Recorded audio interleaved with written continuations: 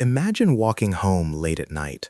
The streetlights cast long, dancing shadows as a cold wind whistles through empty alleyways. A sudden rustle in the darkness makes you glance over your shoulder, your heart thumping just a little faster against your ribs. Was that just the wind rattling loose debris, or was it something more? It is in these primal, heart-stopping moments that the enduring power of urban legends is born. These are the stories that thrive in the twilight between fact and fiction, captivating us, terrifying us, and connecting us across the globe and across generations. Urban legends are far more than just spooky stories whispered around a campfire.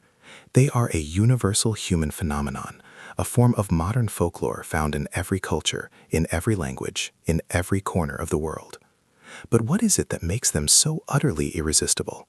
First and foremost, it is their uncanny ability to tap into our deepest, most primal fears and anxieties. Whether it's the fear of the unknown, the dread of dangers lurking within the mundane, or the chilling consequences of breaking social norms, these tales resonate because they hold a mirror to the worries we all share in the dead of night. Consider for a moment the story of the vanishing hitchhiker. In the United States, countless people have heard the tale of a mysterious young woman who flags down a ride on a lonely road, only to disappear from the moving car without a trace, leaving behind an address that leads the driver to her gravesite. But this story is not uniquely American.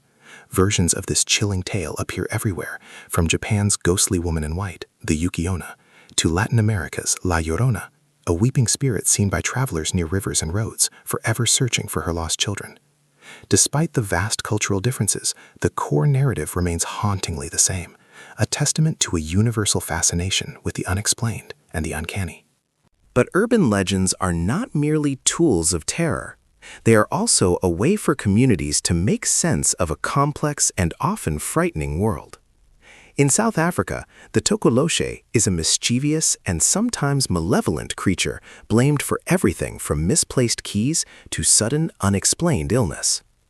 In sprawling modern cities, tales like the alligators thriving in New York's sewers or the haunted elevators of Singapore's high-rises help people process the anxieties and rapid changes of urban life. These narratives give a tangible shape to our collective fears, offering explanations, however fantastical, for the things we cannot quite understand. What is truly fascinating is how these legends evolve. They are rarely tied to a single storyteller. Instead, they are living, breathing things, growing and changing with each retelling, embellished and adapted to fit a new audience. In the digital age, these legends spread faster than a wildfire, morphing into viral creepypastas or terrifying social media challenges. Yet at their core, they continue to serve the same purposes they always have, as cautionary tales, as social commentary, or simply as a way to entertain, to connect, and to remind us that the world is not always as safe as it seems. Urban legends also possess a practical, cautionary side. Many function as stark warnings. Do not pick up strangers. Do not wander off alone. Beware of shortcuts through the woods. The infamous killer in the back seat story, where a driver is unknowingly stalked by someone hiding in their car, plays on very real and very modern concerns about personal safety. Even seemingly harmless myths, like the belief that swallowing chewing gum will block your digestive tract for 7 years, persist because they encourage certain behaviors, acting as memorable lessons, especially for children. Ultimately, urban legends endure because they are interactive. They break down the fourth wall, inviting us to ask that terrifying question, could this happen to me? They blur the lines between reality and imagination, forcing us to question the ordinary and to see the potential for the extraordinary in our everyday lives. From whispered warnings in school hallways to viral posts that circle the globe in an instant, urban legends prove that sometimes the scariest thing isn't what's actually lurking in the dark. It's the stories we tell ourselves about it. To truly understand the chilling power of a legend, we must journey back to its murky beginnings, to a time when whispers in the dark first gave form to a story that would haunt generations. The roots of any great legend are tangled, a complex mixture of historical fact, regional folklore, and that universal human fascination with the unknown. They don't spring from nothing. they are born from something real. Often, the genesis of a legend is a kernel of truth, a strange local event, a misunderstood tragedy, or a series of unexplained phenomena that defy easy explanation. Take, for instance, a story that emerged in the late 18th century, a time when rural communities were isolated and superstition was a powerful force. In small villages dotting dense forests and misty valleys, tales were passed down by candlelight, serving as warnings to respect the boundaries between the known world and whatever lurked just beyond.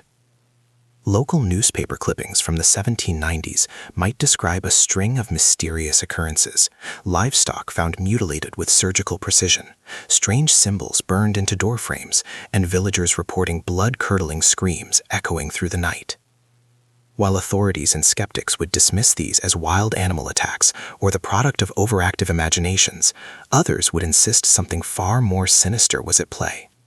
It is in this gap between official explanation and public fear that a legend finds fertile ground. Over time, these disparate events begin to coalesce into a single, terrifying narrative.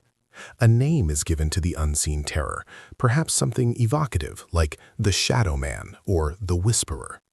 Witnesses, real or imagined, add details with every retelling.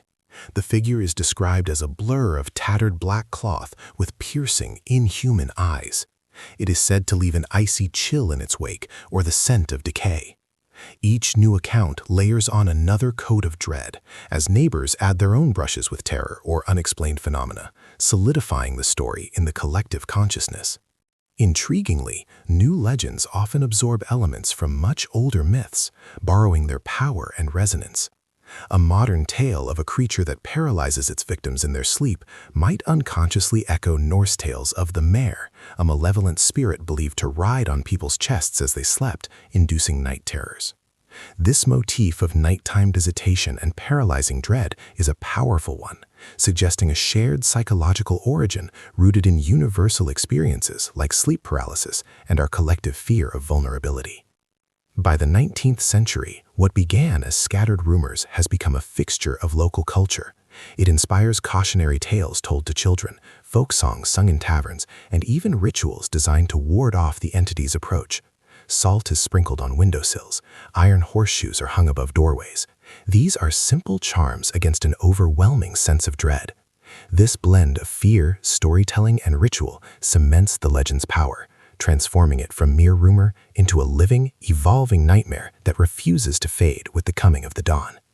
Let's pull back the curtain and examine what truly makes a horror story work. At its heart, fear is a universal emotion, yet the way it's crafted within a tale is a precise, almost surgical process. The anatomy of fear in storytelling is designed to manipulate our emotions, stir our imaginations, and, at its most effective, make us question the very nature of what we believe is possible. To begin, we must understand the fundamental building blocks of terror. One of the most powerful and enduring elements is suspense. Suspense is the art of anticipation, that agonizing moment when your heart starts thumping harder because you know something is coming, but you don't know when or what it will be. Alfred Hitchcock famously illustrated this. If you show two people talking at a table and a bomb suddenly explodes, the audience is shocked for a few seconds. But if you first show the audience the bomb under the table ticking away, then every word of their mundane conversation, every gesture, becomes loaded with unbearable tension. The fear comes not from the event itself, but from the prolonged, dreadful uncertainty leading up to it. Next, there is the power of the unknown. Our brains are hardwired to fear what we cannot understand or clearly see. This primal instinct is deeply rooted in our evolution. Early humans who were wary of a rustle in the bushes or a shadow in a cave were more likely to survive. Horror stories exploit this instinct with vague, ill-defined threats. Think of H.P. Lovecraft's cosmic horrors, so vast and alien they are barely described, leaving our own imaginations to fill in the terrifying blanks. The less you see, the more you fear. Imagery is another essential tool in the storyteller's arsenal. Vivid descriptions of dark, creaking hallways, sudden cold spots in a room, or the erratic flicker of a dying light activate our senses, transporting us directly into the scene. But effective horror doesn't just rely on physical descriptions. It targets our psychological vulnerabilities. The most terrifying stories exploit our deepest, most personal fears: isolation, helplessness, the loss of control, or the terrifying idea that our own mind is turning against us. As Stephen King famously said, he writes to find the things that frighten me and then put them on paper. We cannot overlook the role of sound. In both written and visual stories, unsettling noises can amplify dread exponentially. The whisper of the wind that sounds like a name, the distant footsteps in an empty house, the faint sound of a child's laughter where no child should be. In film, sound and its absence are used masterfully. The Japanese concept of ma, or negative space, is often used to create suspense through profound silence and stillness, forcing the audience to lean in, tense and alert, their own anxious breathing filling the void. Characters are another crucial component. In well-crafted horror, the protagonists are relatable. Their fear, their disbelief, their desperate hope, it all mirrors our own, drawing us deeper into their terror. When a character hesitates at the top of a dark staircase, their flashlight beam trembling, we hesitate with them. Their fear becomes our fear. And finally, pacing is everything. Great horror stories alternate between moments of calm and sudden spikes of terror, mimicking the rhythm of a frightened heartbeat. These lulls are not wasted. They allow the tension to reset, making the next scare hit even harder, and leaving the audience in a constant state of unnerving anticipation. When it comes to the world's most captivating mysteries, few things provoke as much intrigue as real-life encounters with the unknown. Across generations and continents, tales of shadowy figures, inexplicable noises, and fleeting glimpses of the impossible have been passed down, each story adding another thread to the vast tapestry of modern folklore. These are the accounts that blur the line between legend and reality. Let us begin in the dense, ancient forests of the Pacific Northwest, a region synonymous with the lore of Bigfoot. In 1967, Roger Patterson and Bob Gimlin captured what is arguably the most famous and controversial footage of an unknown creature: a large, bipedal figure striding with a strangely fluid gait across a creek bed in Bluff Creek, California. The Patterson-Gimlin film has been scrutinized by skeptics and believers alike for decades. Despite incredible advancements in video analysis, its authenticity remains hotly debated. Some experts point to the creature's complex muscle movements as evidence of its legitimacy, while others insist it is simply a man in a well-made costume. Yet, the film's true legacy lies in the countless eyewitness accounts it seems to validate. Reports of massive footprints, unearthly howls, and face-to-face encounters with hulking, hair-covered beings that vanish into the wilderness as silently as they appeared.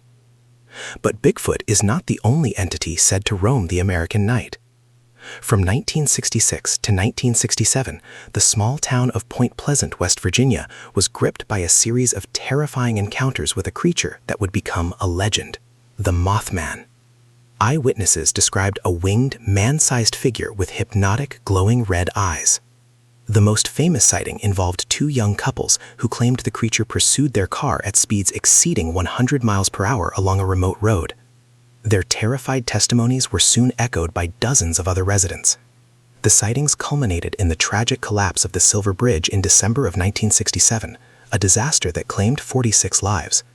This led some to believe the Mothman's appearance was not a threat, but a horrifying omen of the impending disaster. Today, Point Pleasant embraces its eerie visitor, a testament to how alleged sightings can forever shape a community's identity. Across the Atlantic, on the windswept moors of Scotland, another elusive being has captured the world's imagination: the Loch Ness Monster. Since the early 20th century, thousands of people have claimed to see a large, serpentine creature surfacing in the deep, dark, peat-stained waters of Loch Ness. The most iconic image, the so-called surgeon's photograph from 1934, appeared to show a long neck and small head emerging from the lock. Although the photo was later revealed as an elaborate hoax, the sightings persist.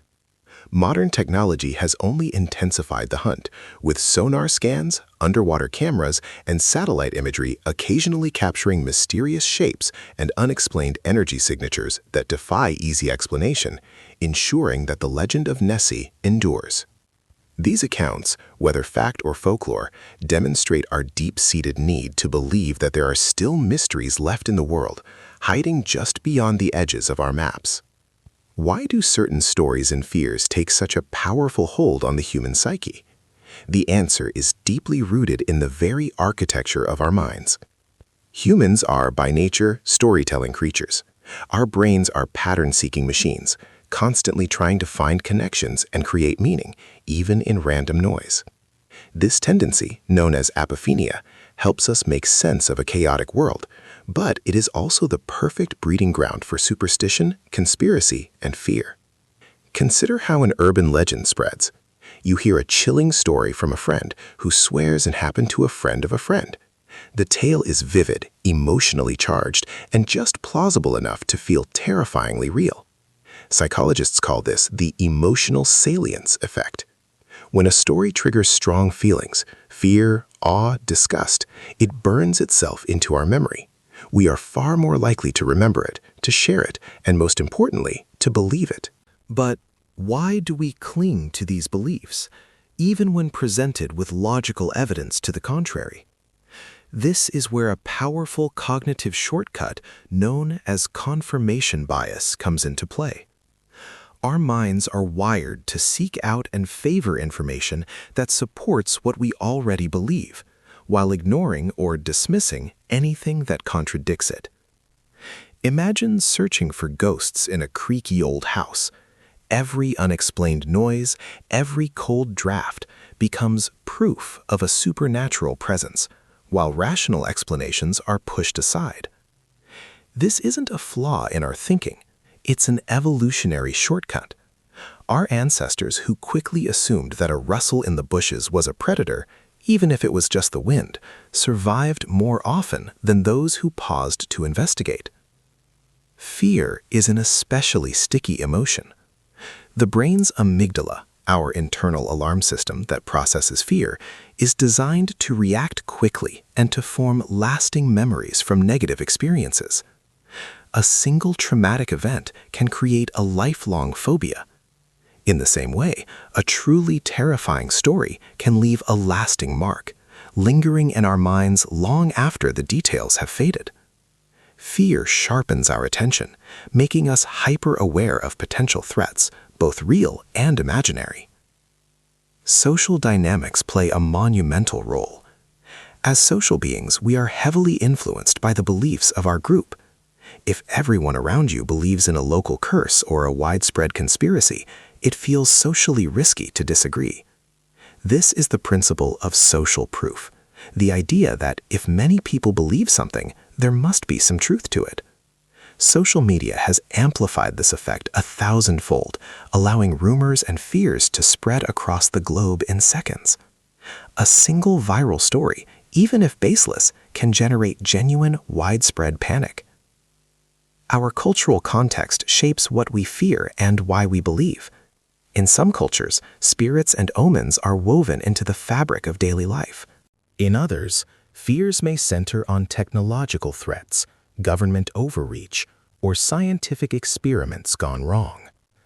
These beliefs become part of our collective identity, handed down through generations and reinforced by tradition and storytelling. Ultimately, belief and fear are ancient survival tools. They help us navigate uncertainty and protect us from danger. But they can also trap us in a web of myth and misconception. Understanding the psychological grip of these forces is the first step towards seeing the world more clearly and maybe, just maybe, sleeping a little easier at night. Centuries may have passed since the first whispers of these dark tales, but their influence echoes more powerfully than ever in the modern world. The core themes of urban legends, fear of the unknown, the dangers of modernity, and the consequences of our actions, have not only haunted generations, but have been endlessly reimagined across all forms of media. The legend is not dead, it has simply adapted. Nowhere is this more evident than on the silver screen. Filmmakers have mined urban legends for decades, recognizing their built-in power to terrify. The classic Babysitter and the Man Upstairs legend, born from the anxieties of leaving children with strangers, became the terrifying foundation for films like When a Stranger Calls. The Bloody Mary mirror ritual, a staple of sleepovers for generations, was elevated into a potent source of social commentary and horror in the film Candyman. The entire genre was even given a meta-analysis in the 1998 film aptly titled Urban Legend, which wove multiple classic tales into a single terrifying narrative. But the evolution did not stop there. The dawn of the internet created a new vessel for folklore, giving birth to the phenomenon of creepypasta, horror stories shared and copied across online forums. This digital campfire gave us one of the most significant modern legends, the Slender Man.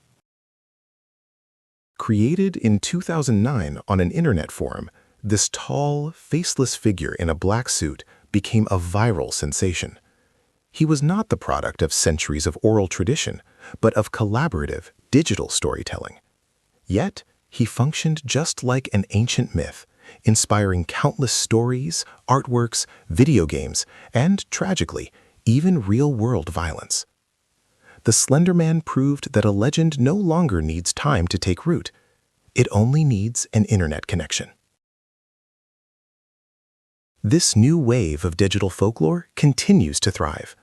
Video game series like Five Nights at Freddy's build entire mythologies around haunted animatronics, tapping into childhood fears of the uncanny valley. Social media platforms become conduits for viral horror, from unsettling short films to dangerous challenges that blur the line between fiction and reality. The legend has become interactive, participatory, and more immediate than ever before. From folk ballads warning of creatures in the woods to rock anthems about hitchhiking ghosts, music has also kept these stories alive, translating their narrative power into melody and rhythm. Artists and illustrators continue to be captivated by the imagery of these tales, bringing our shared nightmares to visual life. The legend lives on because it is infinitely adaptable. It shapeshifts to reflect the anxieties of each new generation, from the fear of a stranger on a lonely road to the fear of an unseen entity in the digital ether. These stories are not just relics of the past. They are a living, breathing, and constantly evolving part of our shared human culture, proving that as long as there is a shadow, there will be a story to explain what might be lurking within it.